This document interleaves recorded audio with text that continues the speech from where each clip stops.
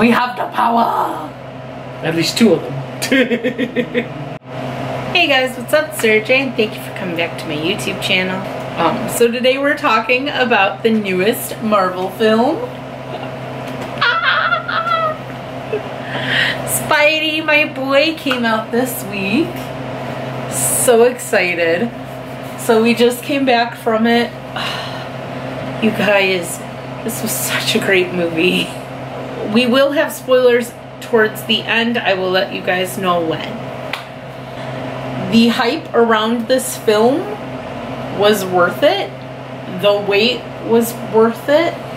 As crazy as it sounds. So when we saw that Mysterio was in it, we automatically went, oh god, what's going on? This can't be good. And then we found out he was a good guy and we got very confused. And then we were like, oh well, it's another world, so it should be fine. Everything is not what it seems. Let's put it that way. I think Marvel's really been doing that, where everything isn't what it seems. Like, you automatically assume he's a bad guy, or you automatically assume that he's a good guy.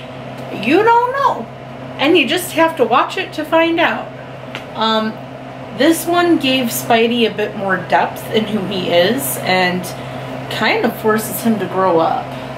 I mean, he was gone from what they're calling the blip, or Thanos wiping half of the universe out of existence, for 5 years. So most of, like, half of his classmates are brand new classmates. There were some humorous parts in this one, to say the least. Peter is definitely trying to pursue his love interest with MJ. Because, I mean, it's MJ. Yeah. The audio and the music in this was kind of funny because they had mixtures of, like, popular older songs and like just good background music. The awkward tension between Happy and Aunt May. Oh boy. There's a lot of things in this one. What just happened? Oh yeah. Let's face it, Pete's not an idiot. He's gonna figure it out. Spoilers ahead, because there's really not much more we can say without spoiling it at this point. All I want to say is this is a really good film, and if you haven't watched it, you need to watch it and then come back here so we can talk about it. So, spoilers. Spoiler alert. Biggest one, we were right. Mysterio was literally, yeah, faking the whole thing. Those elementals, all illusions. And if you're asking how, Stark technology. I mean, let's face it, Mysterio is an illusionist, so it does make sense. Not just any illusionist, a showman illusionist. Yeah, but what's really weird about this is this technology was actually created by Mysterio himself as his, he worked with Tony Stark. And those of us that saw it will know that it was called Barf Tech, thanks to Stark kind of butchering it. And Tony changed it to Barf, and that was a massive insult on this guy's ego. So of course, when Tony died, he decided to take over it, as well as some of the other people who had worked for him over the years. And they all kind of banded together and kind of made a massive issue going forward. Like, literally, the tech was so good that convincing people, it even fooled Fury for a long... Like, when I saw, like, the Sandman character starting to attack and everything else like that, I seriously thought to myself, like, okay, so it looks like Sandman's real, and Mysterio has actual magic.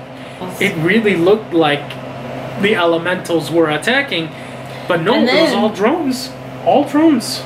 And when they said that we were Earth 616, they were Earth 616, and he was from Earth 833, I was like, oh my gosh, this is happening, people! And then, you know, when he reveals that this has been his plan all along, he's like, congratulations to this guy who created the script and said that we're from that Mysterio is from some other dimension. It was so crazy, but they actually bought it. I'm like, oh. But I mean, Doctor Strange did confirm that there was a multiverse. So that's the thing. It's like, did he just coincidentally get it right? Or are they going to actually find out that it's real and he just made it up, but it's actually real? Or is this going to be an issue? For Spider-Man fans who knew what Earth I was talking about, I'll catch the others up. Earth 833 is Spider-Man UK's world. Unfortunately, that universe is gone thanks to a very, very dangerous event in the Spider-Verse. In Spider-Verse and both in the destruction of the Ultimate Universe. Yeah. So that's the Earth he chose. And it's not pretty at all. I am very curious though, because they did release that there might be a sequel to after the third one. Because they already confirmed there's going to be a third Spider-Man. But the billboard sign did, again, it could just be the billboard sign for that construction company, but Marvel loves to drop Easter eggs on us unexpectedly. Towards the end of the film. Can I say it? J. Jonah Jameson is back, people! Same one from Sony, which I saw him immediately went, no way! From the Tobey Maguire era, I'm like, there's only one person who can play J. Jonah Jameson. I can't believe he agreed to reprise his role. Right? Now we know where the Skrulls are. But that also makes me worried, because at one point the Talos as Nick Fury, yes, you heard me say that, Talos as Nick Fury did say that there were Skrull sleeper agents hiding among them. And I don't know if that means among the Skrulls, among the humans, or among the human disguised Skrulls. And that's the part that I'm trying to figure out myself. Apparently, Nick Fury's not even on Earth anymore. He's in space too. So literally all the Avengers are in space and all that's left is Spider-Man. Or retired. And literally all that is left is Spider-Man, this teenage boy who just wants to have a summer vacation and fall in love with the girl of his dreams. And what is he doing? He's being forced to save the world. That is not fair. Oh, and worse, his identity just got revealed to the entire planet, making them think that he murdered. That was at the very end of the movie, though. Well, yeah, but they still revealed his identity and pinned him with the false murder of Mysterio and the false murders of everyone that died of the elemental attacks. I did really like, though, that when Pete finally came to after getting his butt beat up to a pulp, he called Happy. He didn't call Fury. He didn't call his friends. He didn't call Aunt May. He called Happy. Which, I mean, I guess everyone else's phones would be leaked. No one would think of Happy because no one really knows that he's still working with Happy. But he went to Happy and he once he found out that Happy was really him, he hugged him, and I think Happy is his hold on what he had with Tony, and that's his way of trying to make sure that there's someone there to support him in his decisions and what he does. Yeah.